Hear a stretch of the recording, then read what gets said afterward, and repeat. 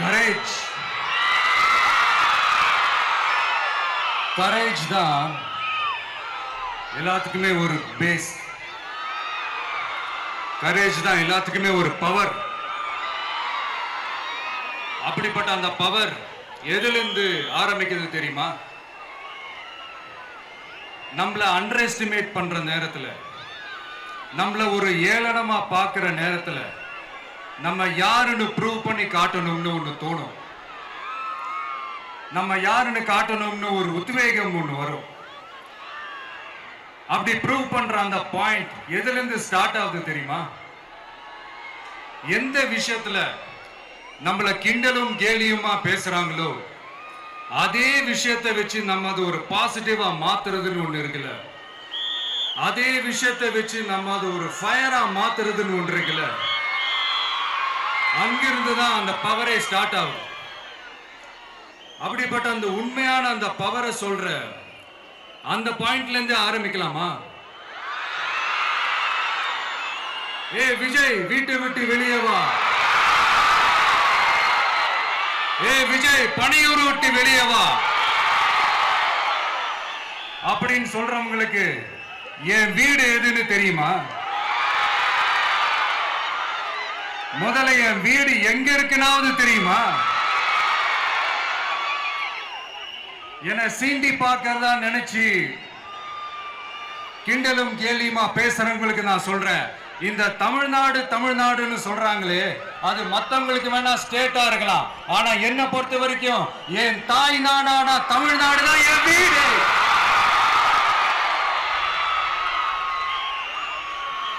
என் வீட்டுல மொத்தம் எத்தனை பேர் இருக்காங்க தெரியுமா? 8 கோடி பேர் இருக்காங்க. ஒட்டுமொத்த தமிழ்நாட்டு மக்களும் என் வீட்டு மக்கள், என் குடும்பம், என் உறவு, என் சொந்தம். எனக்கு எல்லாமும் கொடுத்த இந்த 8 கோடி சொந்தங்களுக்கு இனிமே எல்லாமுமா கூட நிக்க போறது இந்த விஜய் மட்டும்தான். தமிழ்நாட்டோட முதல் படை வீரனா, தமிழ்நாட்டோட முதல் பாதுகாவலனா அவங்க கூடவே நிக்கணும்ன்றதுதான் என்னுடைய குறிக்கோள். இன்னைக்கு இந்த விஜய், உங்க விஜய் உங்ககிட்ட ஓட்டு கேட்டு மட்டுமே வரல, உங்ககிட்ட நீதி கேட்டும் வந்திருக்கிற. ஆக்சுவலா உங்களுக்காக நீதி கேட்கறதுக்காக தான் நான் அரசியலுக்கே வந்தேன். ஆனா இன்னைக்கு நான் உங்ககிட்ட நீதி கேட்கறதுக்காக வந்திருக்கிறேன். இந்த விஜய் என்னங்க தப்பு பண்ணா? தன்னை நேசிச்ச தன்னுடைய மக்களுக்காக அரசியலுக்கு வந்தா அது ஒரு தப்பா?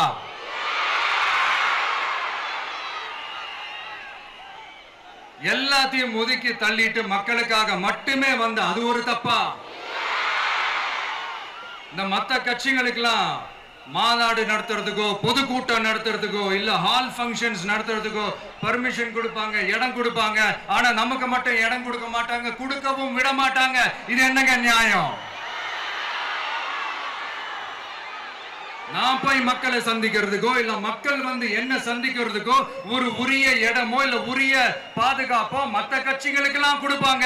ஆனா எனக்கு கொடுக்க மாட்டாங்க, கொடுக்கவும் விட மாட்டாங்க. இது என்னங்க நியாயம்? இந்த SOPs சொல்லுவாங்க, அதனுடைய ஃபுல் ஃபார்ம் வந்து ஸ்டாண்டர்ட் ஆபரேட்டிங் ப்ரொசீஜர். ஆனா எனக்கு மட்டும் அது ஸ்டாலின் சார் ஆபரேட்டிங் ப்ரொசீஜர். இது என்னங்க நியாயம்? இந்த விஜய் உண்மையானவன்றது உங்க எல்லாருக்குமே தெரியும். நமக்கு எதிராக சதி செய்யறது யாரு, நமக்கு எதிராக சூழ்ச்சி செய்யறது யாரு, நமக்கு எதிராக பழி போடுறது யாரு, யாரெல்லாம் ஒன்னா சேர்ந்து இதெல்லாம் செய்யறாங்கன்றது உங்க எல்லாருக்குமே நல்லா தெரியும். அதனால என்னோட சொந்தங்களாகிய உங்ககிட்ட வந்து நான் நீதி கேட்காம வேற யாருக்கிட்ட தான் போய் கேட்பேன்?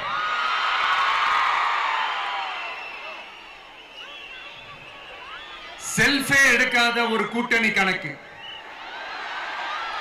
செல்ஃபே எடுக்காத ஒரு அறத பழைய அரித்மெட்டிக் கணக்கு, இதெல்லாம் வேலைக்கே ஆகாது. ஆணித்தரமா அடிச்சு சொல்றேன். அப்புறம் இந்த காசு கொடுத்து ஓட்டு வாங்கிடலாம்னு கனவு காண்றாங்கல்ல, அதுவும் இந்த விஜய் வந்ததுக்கு அப்புறம் நடக்கவே நடக்காது. வண்டி வண்டியா கொண்டாந்து குட்டுவாங்க. 1000, 2000, 3000, 4000, 5000. சாமி மேல சத்தியெல்லாம் வாங்க அப்படிதான் இத்தனை வருஷமா உங்களை ஏமாத்தி இருக்கிறாங்க. வாங்கிக்கங்க, சந்தோஷமா வாங்கிக்கங்க. எல்லாம் உங்க பணம் தான்.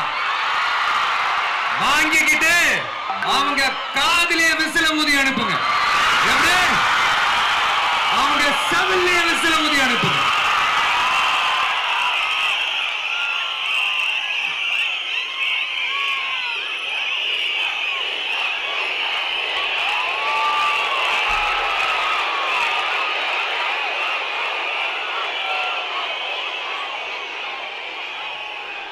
அடுத்து நம்மளுடைய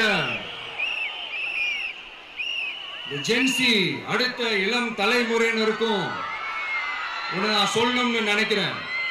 இந்த பணத்தை கொடுத்து ஏமாத்தி ஓட்டு வாங்குற அந்த கலாச்சாரம் ஒழியணும். பணத்தை கொடுத்து ஏமாத்தினா ஏமாறுவீங்க. உங்களை தான் கேட்கிறேன், பணத்தை கொடுத்து ஏமாத்தினா ஏமாறுவீங்க. எல்லாரும் கொஞ்சம் கையப்படி வைங்களேன் எனக்காக. நான் சொல்றதை கொஞ்சம் ரிப்பீட் பண்ணுங்க. எங்க ஓட்டு எங்க உரிமை. எங்களை யாரும் விலைக்கு வாங்க முடியாது. எங்கள் ஓட்டு விசில் சின்னத்துக்கு தான். வேற யாரையும் நம்பி ஏமாற மாட்டோம். தேங்க்யூ. கேட்டுச்சா சார்? இனிமே நீங்க கொள்ளையடிச்சு வச்சிருக்கிற பணம் எல்லாம் வேஸ்டா போகுது. குப்பையில தான் தூக்கி போடணும்.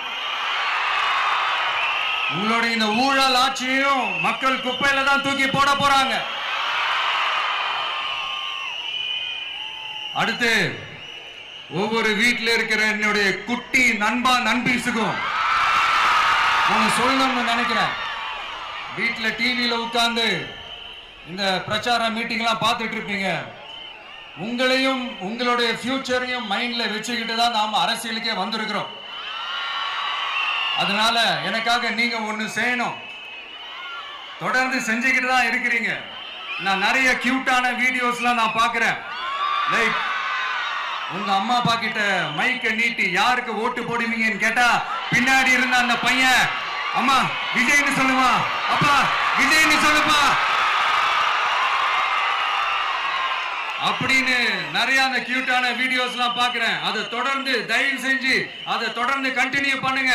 உங்க வீட்டில் இருக்கிற உங்களுடைய அப்பா அம்மா தாத்தா பாட்டி பெரியப்பா பெரியப்பா சித்தி சித்தப்பா அத்தை மாமா ஓட்டு போடுற வயசுல இருக்கிற அண்ணன் அக்கா எல்லாரையும் விசில் சின்னத்துக்கு ஓட்டு போட சொல்லுங்க. விசில் சின்னத்துக்கு ஓட்டு போட வைங்க.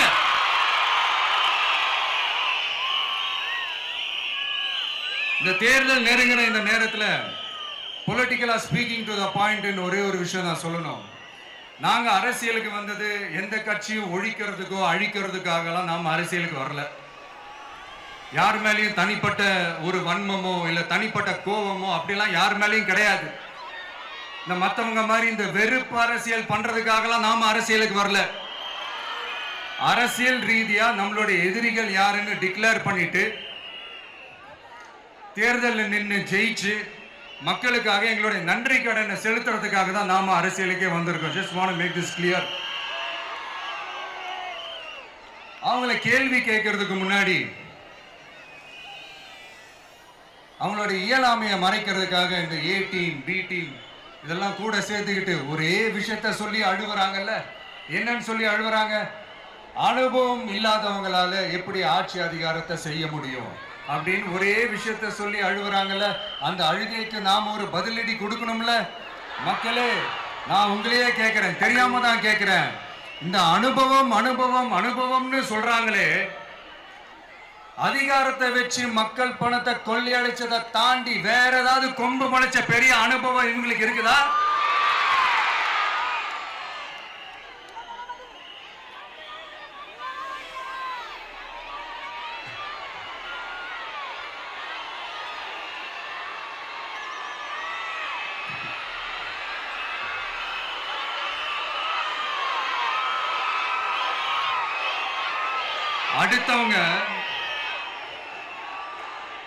அடுத்தவங்க ஆரம்பிச்ச அரசியல் கட்சியில அடுத்தவங்களுடைய அட்ரஸ்ல அரசியல்வாதிகளா இருந்துட்டு இருக்கிற இவங்க எல்லாருக்கும் ஒரு சவால். என்ன மாதிரி தனியா என்ன மாதிரி சொந்தமா ஒரு கட்சி ஆரம்பிச்சு 1% அட்லீஸ்ட் 1% வாக்கு வாங்கி காட்டுற அந்த தில் இருக்குதா, திராணி இருக்குதா? 30 வருஷமா மக்கள் இயக்கமா இருந்து இன்னைக்கு மிகப்பெரிய ஒரு அரசியல் கட்சியா வளர்ந்து இந்த கூட்டணி கட்சிகள் மட்டுமே நம்பி இருக்கிற 75 வருஷ கட்சி, 50 வருஷ கட்சின்னு இன்னைக்கு ஆட்சி அதிகாரத்தில் இருந்துட்டு இருக்கிற இவங்க எல்லாரையும் மீறி இன்னைக்கு களத்துல தனியா நின்னு இந்த 2 வருஷத்துல முதன்மை சக்தியா வளர்ந்து 30% தாண்டி இன்னைக்கு மக்கள் ஆதரவை பெற்றிருக்கிற நமக்கு அனுபவம் இல்லையா? உங்களுடைய அனுபவம் என்னன்னு சொல்லட்டுமா? கட்சி ஆரம்பிச்ச அண்ணாவை மறந்தது, கட்சி ஆரம்பிச்ச எம்ஜிஆர் அவர்களை மறந்தது, கட்சியை வளர்த்த ஜெயலலிதா மேடம் அவங்களை மறந்தது. இவங்க எல்லாரும் சொன்ன விஷயங்கள், பேசின விஷயங்கள், எதையெல்லாம் ஃபாலோ பண்ணணும்னு சொன்ன விஷயங்கள் எல்லாத்தையும் மறந்தது. இவங்களுக்கு நமக்கு அனுபவம் இல்லையா? நமக்கு அனுபவம் இல்லதான். கொள்ளை அடிக்கிறதுல எங்களுக்கு அனுபவம் இல்லதான். அதெல்லாம் எங்களுக்கு சுட்டு போட்டாலும் வராது. இந்த கொள்கையை பேருக்கு மட்டும் வச்சுக்கிட்டு நேரடியா சரண்டர் ஆகிறது, மறைமுகமா சரண்டர் ஆகிறது, இந்த மாதிரி அனுபவம் நமக்கு இல்லதான். அதுவும் நமக்கு சுட்டு போட்டாலும் வராது. மக்களை நேசிக்கிற நல்ல குணம் இருந்தா போதும்யா. நல்ல சூப்பரான ஒரு நல்லாட்சி கொடுக்கலாம். நல்லாட்சி கொடுக்கிறதுக்கு மெத்த படிச்ச மேதாவிகளா இருக்கணும்லாம் ஒன்னும் அவசியம் இல்ல. காமராஜர் அவர்கள் மாதிரியோ, எம்ஜிஆர் அவர்கள் மாதிரியோ மக்கள் சக்தியின் துணையால, மக்கள் மேல அக்கறையா இருக்கக்கூடிய நல்ல அதிகாரிகளின் துணையால சூப்பரான ஒரு நல்லாட்சி என்னால கொடுக்க முடியும், செஞ்சு காட்டுறேன்.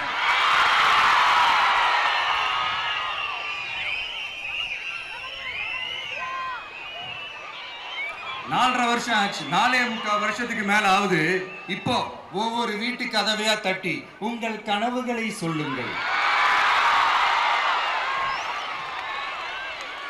உங்கள் கனவுகளை சொல்லுங்கள், நாங்கள் அதை நிறைவேற்றி காட்டுறோம். இல்ல, ஸ்டாலின் சாருக்கு மக்கள் சார்பா ஒரு கேள்வி. மக்களுடைய கனவு என்னன்னு உங்களுக்கு தெரியுமா சார்? அது சரி, அவங்க என்ன நினைக்கிறாங்கன்னு உங்களுக்கு தெரியாது, அதுக்கப்புறம் எப்படி அவங்க கனவுகளை பத்தி உங்களுக்கு தெரியும். மக்களோட கனவு என்னன்னு நான் சொல்லட்டுமா சார்? 2019, 2021, 2024 இந்த 3 தேர்தலையும் மக்கள் உங்களுக்கு வாக்களிச்சதுக்கு காரணம் நீங்க மக்களுக்கு ஏதாவது நல்லது செய்வீங்கன்னு நம்பிதான். ஆனா நீங்க மக்களுக்கு கொடுத்த பரிசு மக்களுக்கு பாதுகாப்பே இல்லாத மக்கள் விரோத ஆட்சி. அந்த மக்கள் விரோத ஆட்சியை அகற்றிட்டு அந்த இடத்தில் தமிழக வெற்றி கழகத்தை ஆட்சி பீடத்தில் அமைக்கணும் அப்படின்றதுதான் மக்களுடைய ஒரே கனவு. இந்த மக்கள் விரோத திமுக அரசை நிலைக்க கூடாது அப்படின்றதுதான் மக்களுடைய ஒரே கனவு. 100% தூய சக்தி டிவிக்கு ஆட்சி அமைக்கும். அதுல உங்களுடைய கனவுகள், உங்களுடைய ட்ரீம்ஸ் எல்லாமே ஃபுல்ஃபில் ஆகும், நிஜமாகும்.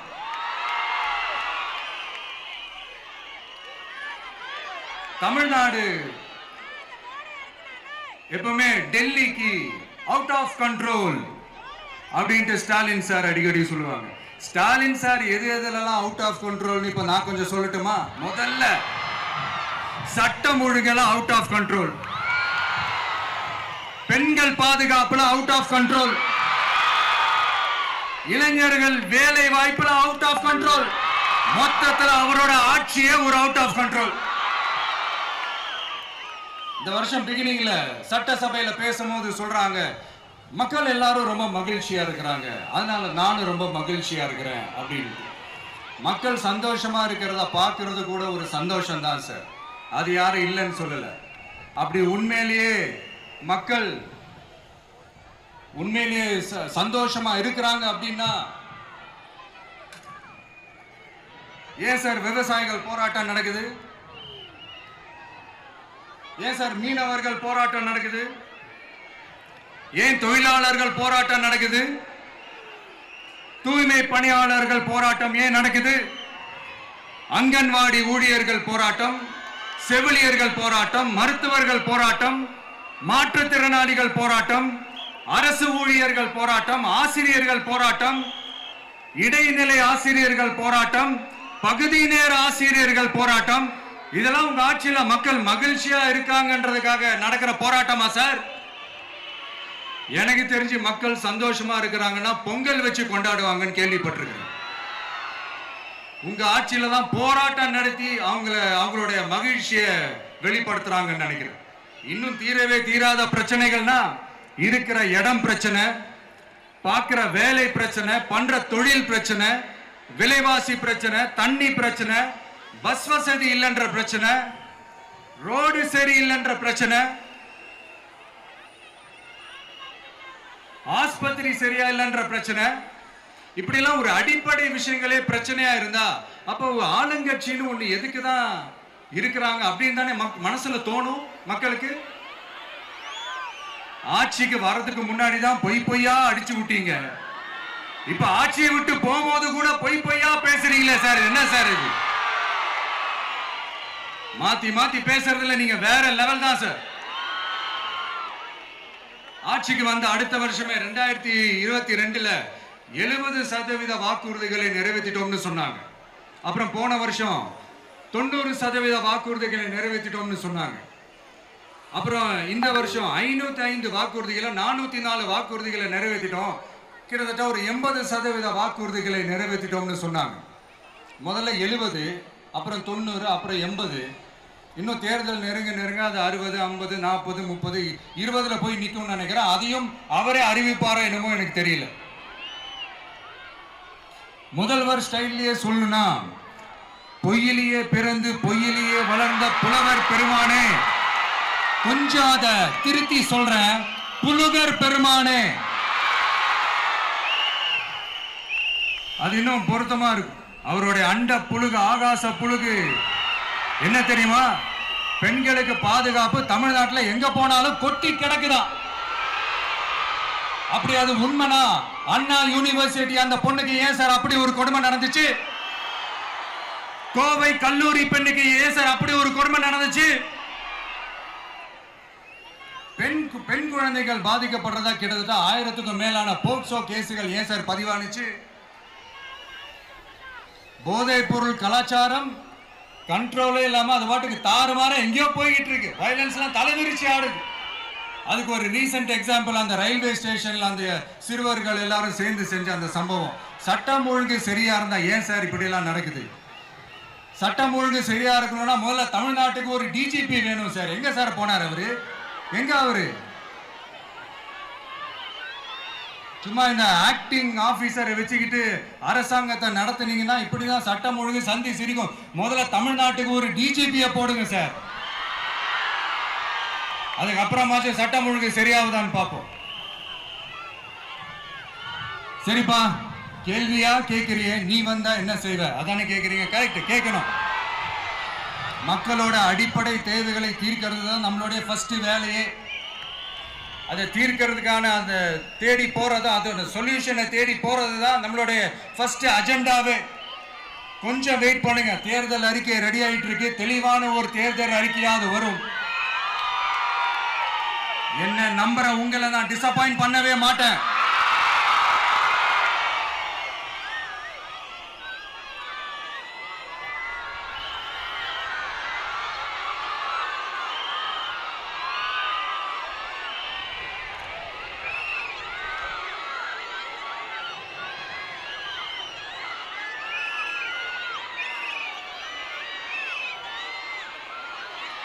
இந்த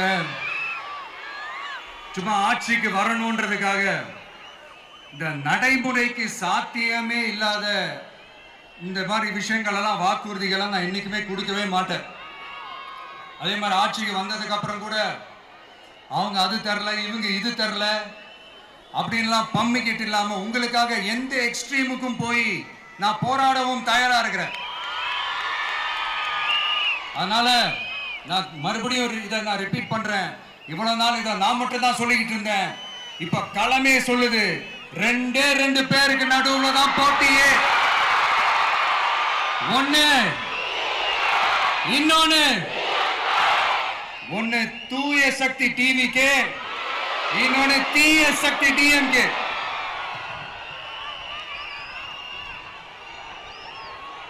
இப்ப நம்ம இந்த எலெக்ஷன் விஷயத்துக்கு வருவோம்.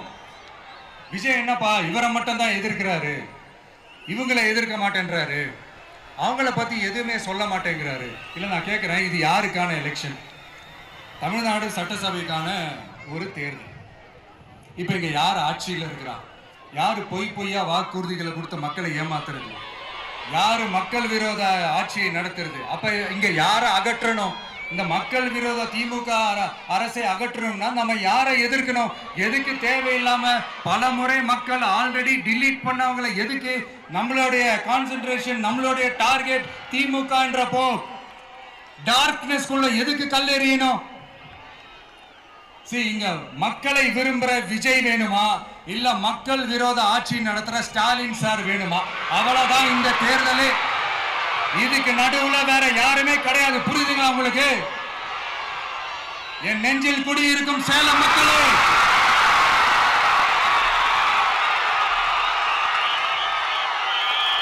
One last simple question. Vijay நம்புறீங்களா, ஸ்டாலின் சாரை நம்புறீங்களா? அவ்வளவுதான், முடிஞ்சு போச்சு.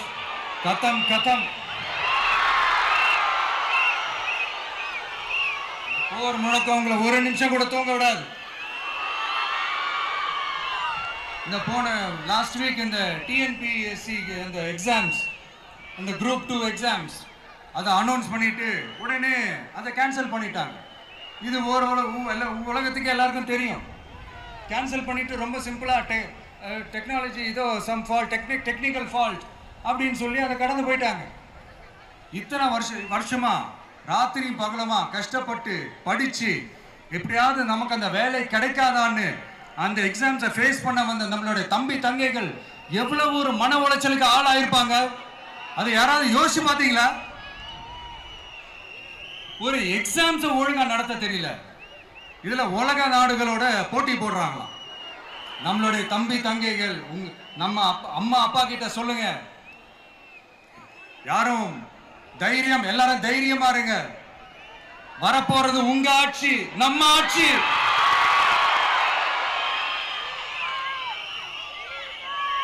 அதனால இந்த மாதிரிலாம் எதுவும் நடக்காம சமூக நீதிக்கான ஒரு நல்ல ஆட்சியை அமைப்போம்.